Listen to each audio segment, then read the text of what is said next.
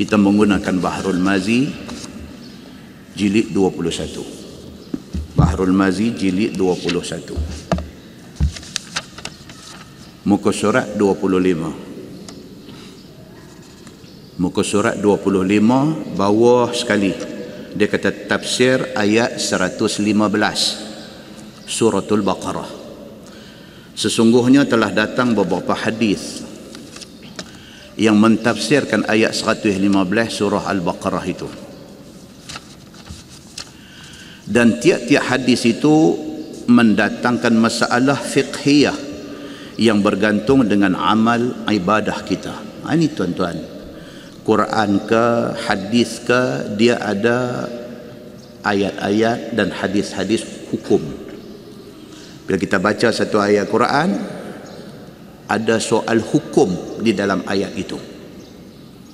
Dan ulama-ulama bila baca ayat tu, dia cari hadis untuk nak menghuraikan apa hukum yang terkandung di dalam ayat itu. So malam ni insya-Allah kita akan tengok cerita tentang tafsiran kepada ayat 115 surah Al-Baqarah, yang di dalam ayat itu ada cerita hukum. Di antaranya dia kata yang pertama, hukum tentang kiblat, orang yang tidak tahu di mana arah kiblat. Ini soal yang pertama akan timbul daripada ayat yang disebut oleh hadis lagi. Pasal kiblat. Oh, masalah besar tuan-tuan. Setidak-tidaknya kita pi melancong, pi makan angin, kita check in satu hotel, masuk dah hotel tu nak semayang. Bila nak semayang tak tahu kiblat belah mana. Tengok atas siling tak ada bubuh arah kiblat. Pi buka laci. Ni tempat hotel selalu bubuh. Sama ada di atas siling ataupun dalam laci. Pi buka drawer yang ada dalam hotel, buka tak ada. Pi cari di bucu meja. Di hotel kadang-kadang dia bucu meja arah kiblat. Pi cari semua tak ada. Tak tahu arah kiblat. Nak semayang, waktu dah nak habis. Kita tekan receptionist kaunter di bawah dekat lobby. Tekan, sorry, I'm from bilik ini. Nak tanya pasal kiblat. Sorry sir, I don't know. Dia jawab pada muka hang. Dia jawab, sorry sir, I don't know. Allah, kata kacau. Baik, itu perbincangan dia. Semayang nak kena semayang, nak talakuk mana? Itu satu, kiblat orang yang tak tahu di mana arah kiblat. Nak semayang juga nak buat lagu mana? Satu. Yang kedua, dia kata kiblat bagi orang yang semayang atas kenderaan. Kita pergi luar negeri, kita pergi Perth misalnya. Perth, bawa contoh pun Perth. Padahal Australia tu besar. Boleh sebut Melbourne, boleh sebut Sydney, tapi pergi sebut Perth. Ataupun kita pergi umrah misalnya. Kita pergi umrah, kita balik waktu subuh kena dalam flight. Ni duk naik kenderaan ni nak semayang macam mana atas kenderaan? Ataupun lagi cantik punya contoh, apa dia? Kita nak pergi Penang, kita masuk jambatan pukul 7, tak masuk maghrib lagi, masuk jam atas jambatan, jam. Duk tengok masa 7 suku, 7.30, 7.45, pukul 8, tengah jambatan pun tak sampai lagi. Adat katanya, insya-Allah lagi baru kita sampai balik sana. Maghrib nak kena semayang tak ke? Nak berhenti bagi signal emergency, turun semayang 5 orang tepi jambatan tu ke, ataupun Allahu Akbar sujud atas steering tu ke, atau macam mana nak buat? Lagu nak tahiyat atas gear ke apa ke? Tahiyat atas gear. Ini perbincangan yang akan datang tentang benda ni.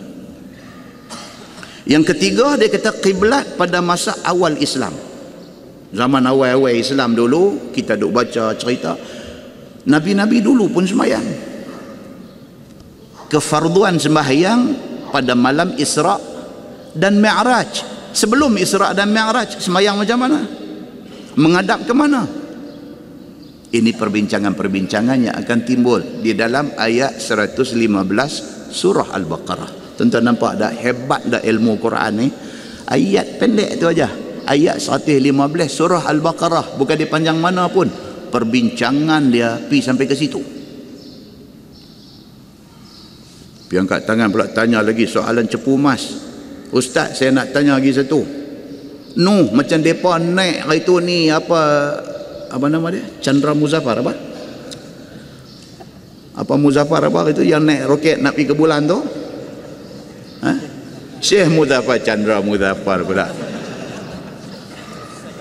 Syekh Muzaffar naik roket nak pergi ke bulan, nak pergi ke International Space Station, ISS. Dia kena semayang ke tak? Kena semayang. Tuan-tuan, kes Dr. Muzaffar nak semayang saja, majlis fatwa bersidang. Kes Dr. Muzaffar nak pergi ke bulan, rakyat Malaysia yang pertama, kalau diizinkan Allah, dia nak sampai di angkasa sana, nak sampai di International Space Station, majlis fatwa bersidang, bincang macam mana kaifiat, macam mana cara Dr. Muzaffar nak semayang. Maknanya apa? Islam tidak ketinggalan dalam soal ini. Setiap perkara yang berbangkit ada penyelesaian dia. Muslimin dan muslimat yang dirahmati Allah sekalian, itu bidang ataupun itu skop perbincangan ayat 115 surah Al-Baqarah. Kita tengok, dia kata masalah, dia pergi satu-satu. Masalah kiblat, orang yang tak tahu di mana arah kiblatnya. Start yang tu dulu. Sesungguhnya sekalian sembahyang itu wajib menghadap kiblat. Itu benda yang fundamental, benda yang asas, benda yang basic. Semua orang faham, sembahyang mesti menghadap kiblat. Okey. Maka jika seseorang itu membelakangkan kiblat, nescaya tiada sah sembahyang. Simple. Kalau sekiranya syarat sah sembahyang mesti menghadap kiblat, kalau tak menghadap kiblat, sembahyang tak sah. Very simple. Dan jika dia hendak sembahyang, tiba-tiba tak tahu mana arah kiblatnya, maka hendaklah dia ijtihad. Dia kata, ni dia mula nak cerita. Dah kalau kita tak tahu, sembahyang kena sembahyang juga. So macam mana? Ijtihad. Dia kata. Maka kaifiat berijtihad itu seperti dikehendaki, di mana utara, di mana barat, di mana selatan, di mana timur. Syarat nak ijtihad tu pun dia kena tahu juga, sekurang-kurangnya basic knowledge kena ada. Kita tahu utara, selatan, timur, barat kok mana. Dan di mana matahari naik, di mana matahari jatuh, ataupun tak tahu utara, selatan, timur, barat, tengok kok tingkap hotel. Tengok kok tingkap hotel lah ni pukul apa? Pukul 5 petang. 5 petang tenang tengok matahari jatuh kok belah mana.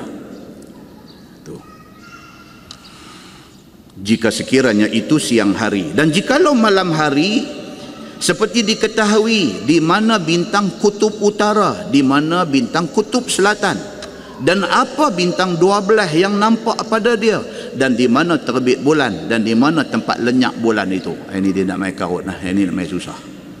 Teropong tengok bulan pun tak nampak, apa pun tak nampak. Tang mana bulan main kok mana, nampak bendera PAS aja ada satu orang tu. Bulan ni bulan lain, ini tak boleh kira. Nak cari bulan betul di langit tu, cari tak jumpa. Nak semayang lagu mana ni? Nampak?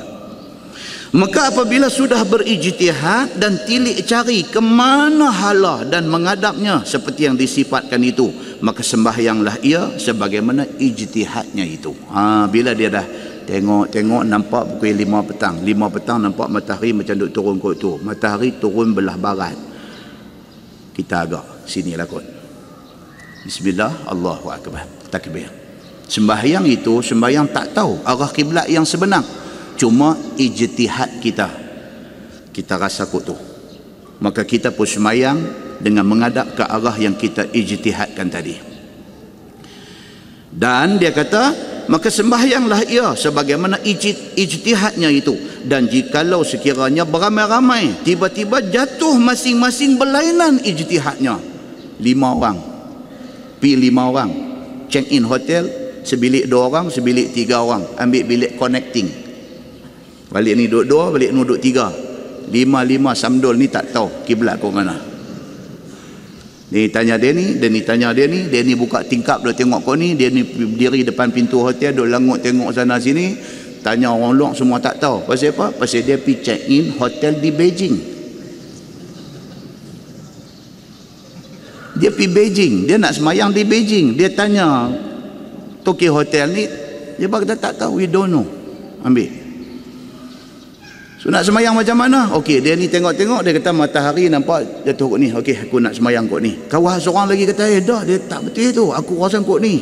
Tanya nombor 3, dia ni kata aku perasan kot ni. Tanya 5 orang, 5 arah ijtihad.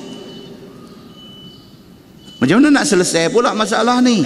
5 ni tak sependapat, masing-masing yakin kata dia betul. 5 orang, 5 yakin kata arah yang mereka rasa tu betul. Macam mana nak selesai? Boleh selesai dengan cara one to show? One to show, lagu dia buat lagu tu, tengok nanti ikut boleh ke cara tu? Tak boleh. Baik, cuba kita tengok. Maka hendaklah masing-masing sembahyang menurut ijtihad masing-masing. Islam selesaikan macam tu. Kalau hang yakin kok ni, hang penderai kok ni. Dia ni yakin kok ni, hang penderai kok ni. Hang yakin, masing-masing mengikut kecenderungan hati masing-masing.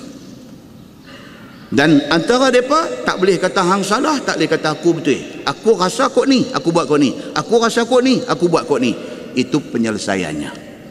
Okey, baik. Dan tiadalah boleh berikut-ikutan sembahyang itu. Tak boleh hang buat kok tu, dia ni nampak janggut jenuh lagi, aku ikut dia lah. Tak boleh. Dia tak boleh kira lagu tu. Dia bukan pertimbangan dia dari segi itu. Pertimbangan dia dari segi apa? Kecenderungan hati kita. Kita zan belah mana? Kita rasa macam kok ni. Kalau kita ikut dia, pasal dia ni nampak warak sikit, tapi hati kita duk rasa kok ni. Islam tak terima cara tu. Hang berat kok mana, hang buat kok tu. Dia kata. Nampak tak tuan-tuan? Keluasan ilmu Islam. Dia nak ambil satu pengajaran lain. Keluasan ilmu Islam. Sama kalau kita apply benda tu dalam konteks kehidupan kita hari ni. Kita tak boleh paksa semua orang ikut cara kita. Tak boleh. Kita punya cara, kita jenis pakai ketayak, tak mau pakai serban. Kawan kita punya cara, dia jenis nak pakai serban. Kawan satu lagi punya cara, dia nak pakai serban, nak katuk telinga sekerat. Kawan ni lagi satu punya cara, masing-masing. Kita tak boleh pergi kata kat dia ni yang handuk katup sekerat telinga ni macam sing. Tak boleh. Sing katup sekerat itu sing punya pasal. Kita katup sekerat, kita ada alasan kita. Kita tak boleh marah orang pakai serban, orang pakai serban tak boleh marah orang tak pakai serban. Tak boleh. Kita duk kata ni kalau ikut sunnah, misal mau duk buang tinggal janggut. Kita tengok Arab Saudi, mana negeri yang lagi kuat mendakwa kata mereka ikut sunnah. Kita tengok Syekh Sudais pun misal ada cantik juga. Awak Syekh Sudais tak ikut sunnah? Berlapang dada dalam hal-hal yang macam ni. Ada benda yang fundamental, benda yang vital, benda yang asas, benda yang tak ada tolak ansur. Itu kena sepakat. Tapi benda-benda hak reja-reja, hak macam-macam ni, lapang dada. Islam nak beritahu apa? Even dalam bab semayang sekalipun, kalau suatu orang yakin kata itu kiblat dia, dia semayang kot tu. Seorang lagi dia yakin kata kiblat dia kot ni, dia ikut kot tu. Dan dia tak boleh ikut orang tu orang ni sedangkan hati dia rasa kot lain. Tak boleh. Muslimin dan muslimat yang dirahmati Allah sekalian. Bermula dalil, yang ni cantik. Bermula dalil yang menunjukkan atas yang demikian itu adalah hadis yang dikeluarkan oleh Imam At-Tirmizi. Dia kata ada hadis cerita tentang benda ni. Kata dia, an Amir bin Rabi'ah radhiyallahu anhu qal kunna ma'an nabi sallallahu alaihi wasallam fi safar fi lailatin muzlimatin falam nadri aina al-qiblah. Itu hadis dia. Diriwayatkan daripada satu sahabat Nabi SAW, nama dia Amir bin Rabi'ah. Kata dia adalah kami serta dengan Nabi SAW dalam satu perjalanan pada satu malam yang gelap kelam. Daripada dalam musafir, Nabi ada dalam musafir itu. Okay. Maka tiada nampak apa-apa dan tiada kami tahu ke mana arah kiblat. Malam tu dia sebut dalam hadis tadi, dia kata lailah muzlimah, satu malam yang gelap-gelamat. Tak nampak, nak tengok ku ada cahaya bulan tak nampak, aku nak nampak bintang tak nampak, apa pun tak nampak, gelap kelam. Ni nak semayang macam mana ni? Tiba-tiba sudahlah berselisih kami. Bila tak tahu arah kok mana nak semayang, berselisih. Dia ni kata aku rasa kok ni, pasal duk mai tadi duk nampak, tadi dia tak mai gelap macam ni lagi. Tadi ada cerah aku nampak macam bulan kok tu kok ni. Dia kata kok tu. Seorang kata kok ni, seorang jadi macam tu. Berselisih depa ni. Seorang kata ke sini dan seorang kata ke sini. Manakala berlaku yang demikian itu, tiadalah kami sembahyang bersama-sama. Sahabat-sahabat ni, oleh kerana hang kata kok tu, hang kata kok ni, hang kata ni, masing-masing sembahyang ikut arah masing-masing. Nabi ada, tapi mereka tak pergi tanya Nabi. Mereka buat selesai cara mereka macam tu. Sambung hadis tu, dia kata fasalla kullu rajul minna ala hiyalih. Dia kata, maka semayanglah tiap-tiap seorang daripada kami atas pihak ijtihad masing-masing. Dia rasa kok ni, dia pergi kok ni, dia rasa kok ni, dia pergi kok ni. 5 orang, 5 arah yang berbeza. Sambung hadis tu, falamma asbahna dzakarna dzalika lin-nabi sallallahu alaihi wasallam. Maka tak kala pagi esoknya keluar matahari dan zahirlah kepada kami masing-masing bahawa sembahyang tidak berbetulan kiblat. Esok tengok-tengok matahari naik kau ni. Bila matahari naik kau ni, maksudnya barat kau ni. Matahari jatuh kau ni. Kemarin kita sembahyang duk tala belah matahari naik. Bila matahari naik, confirm. Kata hak kemarin silap. Jadi macam tu. Tapi dah pagi dah. Dah pagi esok dah. Baru tahu kata silap. Macam kita lah. Kita dah pergi Beijing. Lagi sekali cerita Beijing. Pergi Beijing dah tanya sana tak tahu, sini tak tahu. Tengok kot tingkap apa semua. Kita dah semayang. Dah semayang apa sah lera selesai. Pagi esok naik-naik matahari tengok. Kata silap dah. Sedangkan dah lepas dah waktu Isya. Dah masuk subuh. Macam mana nak buat? Maka tak kala pagi keluarlah matahari dan zahirlah kepada kami tentang sembahyang tidak betul kiblat. Maka kami sebutlah perkara itu kepada Nabi sallallahu alaihi wasallam. Bila dah jadi macam tu, sudah confirm kata salah, kata silap, pergi tanya Nabi. Maka apakah hukumnya sembahyang kami itu ya Rasulullah? Bila didengar oleh Nabi sallallahu alaihi wasallam pertanyaan mereka, maka tidaklah dijawab oleh Nabi sallallahu alaihi wasallam. Bila tanya Nabi tak jawab. Nabi diam. Kerana belum turun lagi wahyu tentang hukum daripada Allah Subhanahu wa taala. Di sini tuan-tuan, satu pengajaran Nabi sallallahu alaihi wasallam sendiri kalau tak tahu tak jawab. Jangan kita hari ni tak tahu pun duk nak belah jawab. Jangan. Takut, tuan-tuan, takut. Hari ini la ilaha illallah, tuan-tuan, kemunculan tokoh-tokoh agama ni cukup ramai. Saya ingat tahun 80-an dulu nak cari satu ustaz nak minta mengajar ni masjid, ya Allah, tak ada. Satu ustaz tu dia nak pergi semua masjid ni, semua nak panggil dia. Tapi hari ni tuan-tuan, hari ni punya cerita ni, hari ni bawah Masjid Abdullah Fahim tu ada berapa karya surau ni. Malam ni juga surau-surau ni berjalan kuliah. Hari ni punya jadi. Bukan di sini saja, di mana-mana. Tuan-tuan pilih masjid mana pun, bawah masjid tu ada berapa surau, surau taman, surau kampung, surau apa. Malam yang sama, masjid ada guru mengajar, tiap-tiap surau ada guru mengajar. Punya ramainya orang yang nak menyebarkan Islam pada hari ini. Alhamdulillah. Cuma takut dia apa dia? Takut dia jangan terlebih cancar daripada kuah. Itu takut. Jangan sampai kita gelojoh dalam nak menyebarkan ilmu sampai tersasar daripada prinsip-prinsip ilmu. Itu kena jaga. Jangan sampai kita piduk bagi tahu dalam masyarakat benda salah. Yang tu kena jaga. Salah ni maksudnya apa? Benda tu bertentang dengan nas. Jangan hidup cakap macam tu dalam masyarakat. Pasal apa? Pasal masyarakat melihat kita ustaz, sedangkan kita tak cukup lagi. Tapi masyarakat sudah iktiraf kita sebagai ustaz. Bila kita keluar hukum-hukum ataupun kalau boleh dikatakan fatwa yang merapu-rapu, maka merapulah masyarakat seluruhnya. Wal'iyazu billah. Yang ni kena jaga. Tadi petang saya baca satu artikel ditulis oleh saudara Saiful Islam. Kita boleh balik, dia ada blog dia dalam internet. Saudara Saiful Islam, satu ustaz yang Masya Allah bagus. Saya suka baca tulisan dia. Dia lulusan Jordan kot kalau tak silap. Dan lah ni mungkin tengah duk buat PhD ke apakah. Rajul ilmi, satu orang yang sangat berilmu. Tadi punya dia rilis dalam blog dia tadi tulisan, dia kritik benda ni. Dia kata terlampau rancak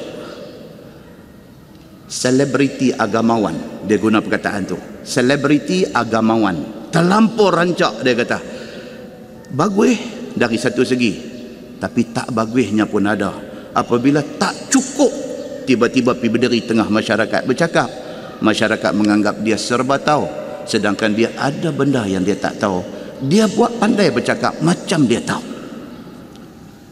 Malam ni pula kita tengok apa dia? Nabi SAW. Siapa lagi manusia yang lebih reti, yang lebih faham tentang Islam daripada Nabi SAW? Nabi apabila sahabat refer dekat dia tentang soal semayang tak tahu kiblat kok mana ni, Nabi diam.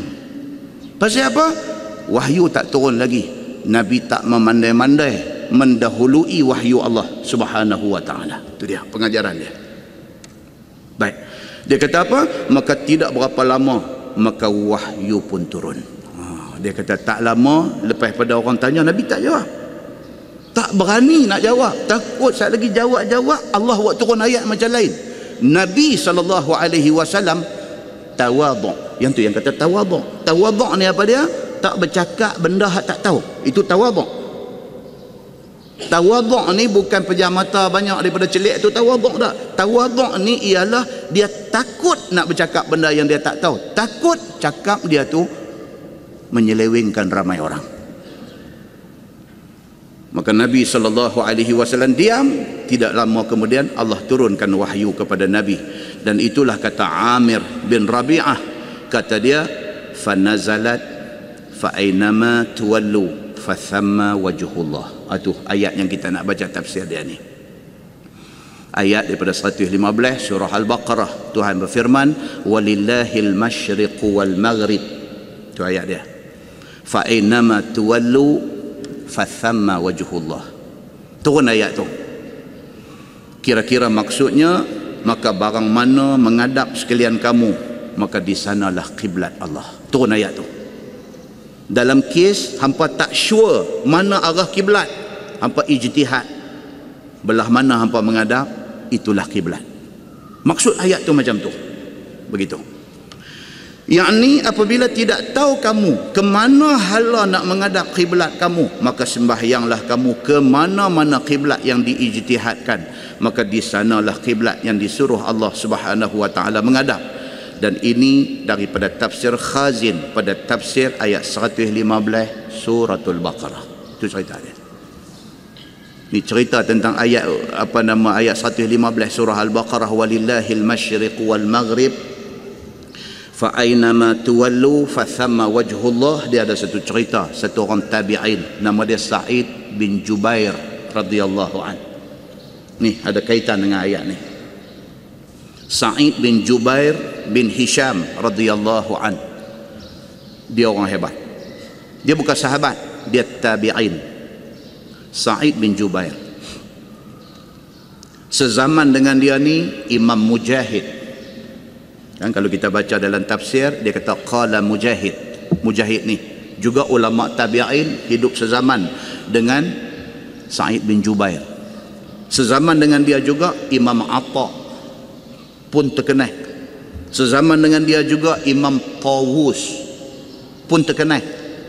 Sezaman dengan dia juga Imam Sa'id bin Musayyib pun terkenal. Dan tiap-tiap mereka ni ada bidang kepakaran masing-masing. Mujahid, dia alim tentang Quran. Itu sebab dalam tafsir Quran kita duk jumpa nama Mujahid ni cukup kerap. Pasal apa? Pasal dia bidang kepakaran dia Quran. Ata, dia bidang kepakaran dia haji. Imam Ata, mereka ni boleh semua, tapi kepakaran dia di dalam bab haji. Tawus, bidang kepakaran dia tentang halal haram, tentang halal dan haram. Imam Tawus, dia bidang kepakaran dia yang tu. Sa'id Ibni Musayyib, dia ni bidang kepakaran dia munakahat, bab nikah kahwin. Dia ni datuk nikah kahwin. Tetapi yang disebut tadi ni, yang kata Sa'id bin Jubair, dia alim semua bidang. Yang tu hebat, yang kata Sa'id bin Jubair ni.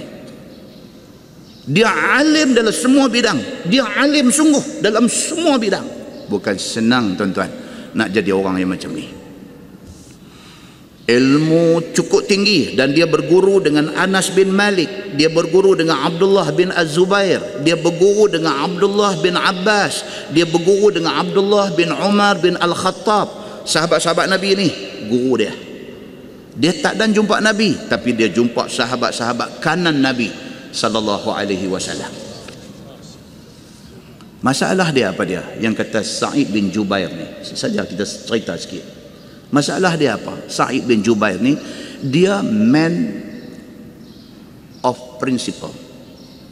Dia satu orang yang sangat berprinsip. Sa'id bin Jubair. Masa dia hidup, gubernur di Baghdad ni ialah Hajjaj bin Yusuf Al-Thaqafi. Selalu kita sebut cerita dia ni. Masya Allah. Yang kata Hajjaj bin Yusuf Al-Thaqafi ni, Masya Allah, dia bunuh ramai sahabat Nabi. Bahkan dia antara yang dia bunuh siapa dia? Anak angkat Nabi, Abdullah bin Zubair bin Al-Awwam. Dia bunuh anak angkat Nabi. Maka Sa'id bin Jubair tadi ni, yang kata alim besar di kalangan tabi'in ini, dia hidup zaman Hajjaj menjadi gubernur di Baghdad. Dan dia satu orang yang prinsipal, satu orang yang berpegang kepada prinsip. Apabila dia tengok Hajjaj beraja di mata, bersultan di hati, buat zalim sesuka hati dia, bunuh orang mengikut kehendak hati dia, Sa'id bin Jubair tak boleh terima benda ni. Ulama lain cuba lari, cuba simpang, tak mau nak pergi duk belaga dengan Hajjaj ni sebab tahu akibat dia. Dia tak boleh. Dia kata Hajjaj tak betul, dia lawan. Ini yang cerita Sa'id bin Jubair. Direngkahkan cerita, Hajjaj tangkap dia dan tuduh, kata dia pemberontak, dia menentang gubernur yang memerintah. Dan dituduh dengan tuduhan tambahan, kata dia ni pro Ali. Depa ni semua geng Umayyah, kerajaan Umayyah. Depa tak suka kepada Sayyidina Ali. Maka dituduh Sa'id bin Jubair ini pro Sayyidina Ali, Syiah. Diheret bawa dia mai ke depan Hajjaj. Hajjaj tanya dia, siapa nama hang? Dia jawab, aku Sa'id bin Jubair. Dia berani dia ni. Dia jawab dekat Hajjaj. Dia tahu Hajjaj dah bunuh, tangan Hajjaj berlumuran darah, bunuh sahabat-sahabat Nabi, penghafaz Al-Quran, dia bunuh. Tidak ada orang pada masa tu yang apabila dipanggil ke depan Hajjaj tak ketang. Semua ketang. Bila panggil ketang, takut. Sa'id bin Jubair bila mai, Hajjaj tanya dia, siapa nama hang? Dia kata, nama aku Sa'id bin Jubair. Dia tak takut. Hajjaj tengok orang tak takut kat dia ni, dia bara. Dia tak boleh. Dia mau orang takut kat dia. Hajjaj kata dekat dia, hang bukan Sa'id, nama hang Syakik. Dia kata, ni bahasa Arab. Sa'id maksudnya bahagia. Hajjaj kata, dak, hang bukan nama Sa'id, hang nama Syakik, hang nama jahat. Dia kata, hang bukan bahagia, hang orang jahat, orang celaka. Dia provok. Sa'id bin Jubair jawab balik dekat Hajjaj. Dia kata, yang bagi nama dekat aku ialah mak ayah aku, bagi nama aku Sa'id. Hang siapa? Dia kata nak tukar nama aku bagi jadi Syakik. Tuan-tuan, dia pergi bercakap lagu tu. Capanglah telinga Hajjaj. Dia kata aku tak pernah orang lawan lagi. Hari ni baru pertama kali aku jumpa hang. Ni hang apa? Hang tuah ke hang jebat? Hang berani lawan aku?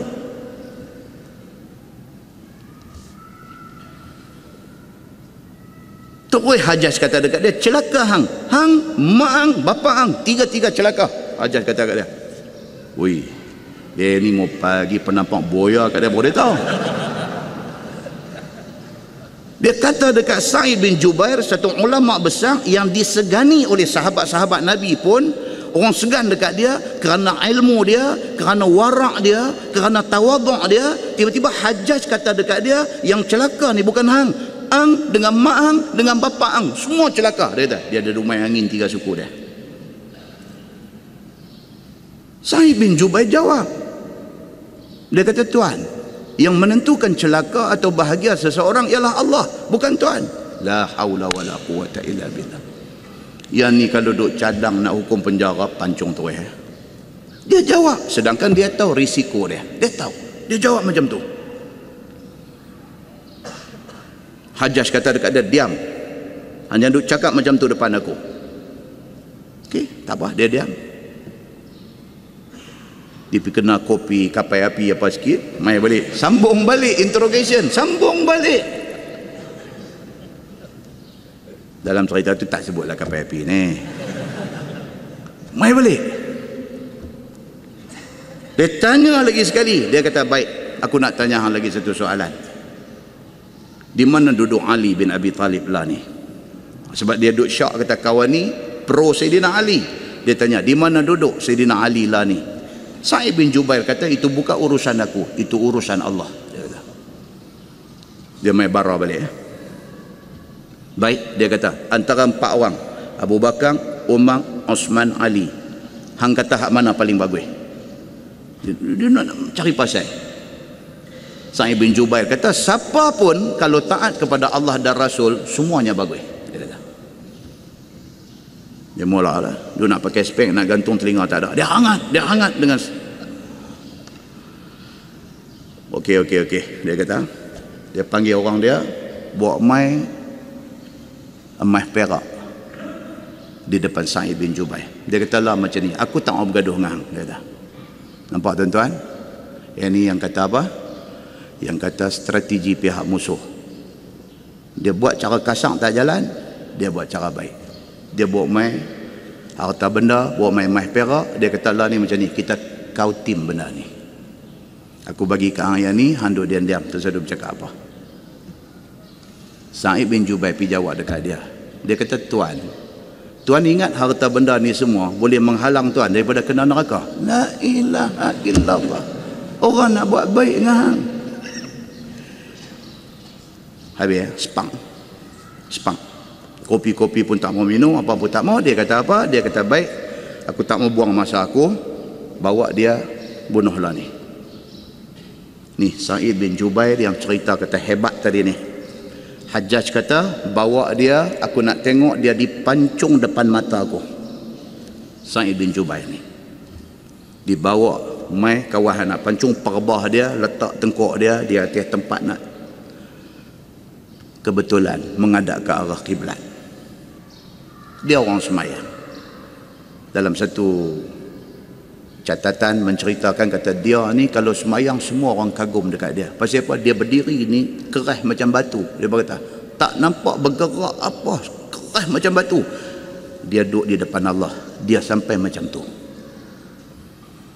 Bila letak dia, perbah dia nak kebetulan menghadap kiblat, dia baca, inni wajjahtu wajhiya lillazi fataras samawati wal ard hanifan wa ma ana minal musyrikin. Dia baca ayat tu, aku hadapkan wajah aku kepada Tuhan yang menjadikan langit dan bumi dalam keadaan hanifan, dalam keadaan hati aku tetap kepada Allah.